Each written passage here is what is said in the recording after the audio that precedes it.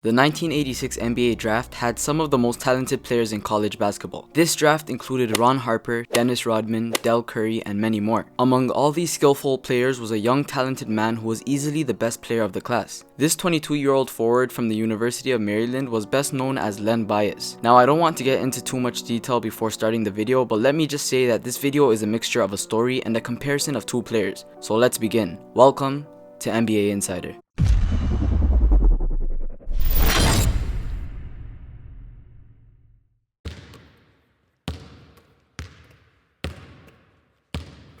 Len Bias was the second overall pick in the 1986 NBA draft. He was one of the greatest players of all time coming into the draft. He was built perfectly, standing at 6'8" and weighing 210 pounds. To top it off, he had tremendous basketball skills. This guy was on his way to stardom. He was considered by many to be the most elite forward to ever come out of college. He could score, rebound, and pass extremely well. Coach K of the Duke Blue Devils said that the two best players in the history of the ACC were Michael Jordan and Len Bias. At the time, Boston Celtics general manager Red Arbich wanted Len Bias to play for him. He had been after Bias since his sophomore year in Maryland, so following the Celtics' third championship, Bias was immediately drafted. For the young man coming from Maryland, this was a dream come true. This was also a big pick for the Boston Celtics, considering Bias would have given the Celtics room to rest their big three, specifically Larry Bird, who had constant back problems. This would also have allowed them to have a few healthier seasons while potentially building a stronger overall team. Everything seemed to be going in Len's favor. The dream team, the dream job, what could go wrong? Unfortunately, the dream quickly turned into a nightmare. Just 2 days after being drafted, Len Bias was pronounced dead.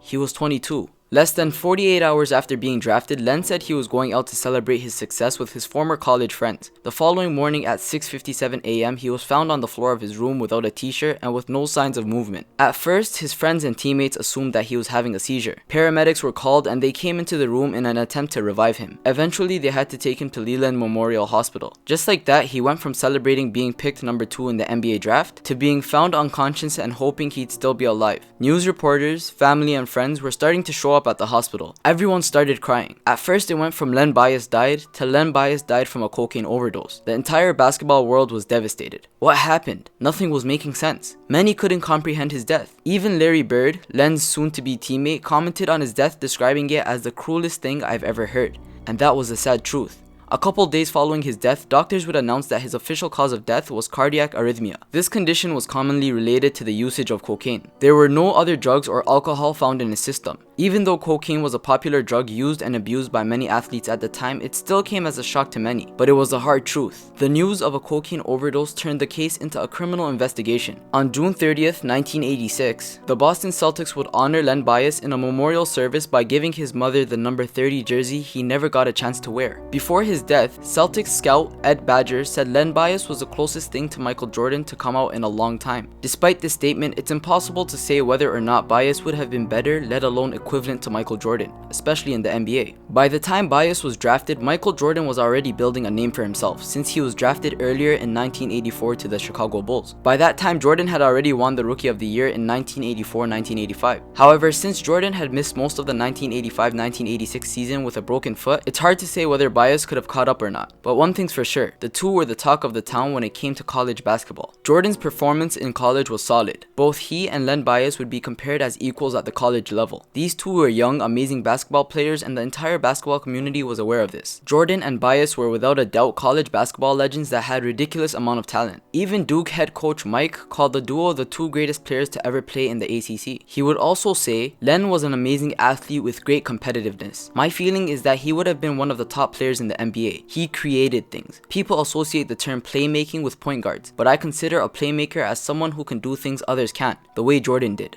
Bias was like that. He could invent ways to score and there was nothing you could do about it. No matter how you defended him, he could make a play. However, Len was unbelievably strong, had unique athleticism, and had a jumper that Jordan had yet to show. Bias was one of the nation's most gifted athletes and his high-flying dunks made him a highlight reel. During his 4 seasons at Maryland, Len Bias averaged 16.4 points, 5.7 rebounds, and had a 53.6% shooting percentage. Michael Jordan, on the other hand, averaged 17.7 points, 5 rebounds, and had a 54% shooting percentage advantage during his 3 years at North Carolina. However, over the years, many people would claim that it was his jumper that separated Len Bias from Michael Jordan, and could have potentially made him a better player than Jordan in the NBA. But at the same time, Michael Jordan was a little further advanced because of his ability to get the rebound, push the ball, and facilitate the game from the playmaker position. Michael had the ability to be an effective scorer without anyone's help. Many years after his death, many NBA fans and analysts alike still claim that Bias was more ready for the NBA than Jordan was at the time. He was a 2-time ACC Player of the Year and earned All-American honors in 1984 and 1985. Len Bias was a couple of inches taller than Jordan and had a bit more of a dominant presence on the court. However, some of these comparisons would be exposed in their first college game against one another. On January 12, 1984, Michael Jordan and the North Carolina Tar Heels came face to face with Len Bias and the Maryland Terrapins. Sure, the Tar Heels would beat the Terrapins 74-62, but on a one-on-one level, it was actually Len Bias who held the advantage over Michael Jordan that game. Jordan scored a solid 21 points while Bias scored 24. Bias was dominating on both offense and defense. He seemed to have been stronger than Jordan in a few ways, such as rebounding and steals. He was tall and had long arms that did not hesitate to take anything from you. He performed like a madman when he played Jordan, and to this day, the game is one of the most memorable games in college basketball. Overall, when it came to raw statistics, it seems Len Bias and Michael Jordan were somewhat identical. However, Len Bias was more dominant. According to many fans at the time, other than MJ and Dominique Wilkins, nobody in the 80s attacked the basket like a young Len Bias. To many, if Len Bias had lived long enough to touch an NBA court, he would have been Jordan's kryptonite. If Len had a chance to play with the Celtics, he would have had a chance to play along with talents such as Kevin McHale, Robert Parrish, and of course Larry Bird. Had Bias been around when the Celtics made the finals and lost in 6 games to the Lakers, it's possible he could have made a change of events. He was actually that good. Some even go as far as to say that Bias would have stopped Jordan from going to the NBA finals a couple of times. Unfortunately, we'll never know. With so much talent in these two individuals, it is very sad that they were not able to play each other in the NBA. Could you guys imagine how it would have been to see these two go head to head? It would have been like a young Kobe and LeBron going head to head. To this day, basketball fans all over the world wonder what would have happened if Bias had not died on that fateful day. Would he have been one of the greatest NBA players to ever put on a Celtics jersey? Would he have broken NBA records? And most importantly, would he have been better than Michael Jordan?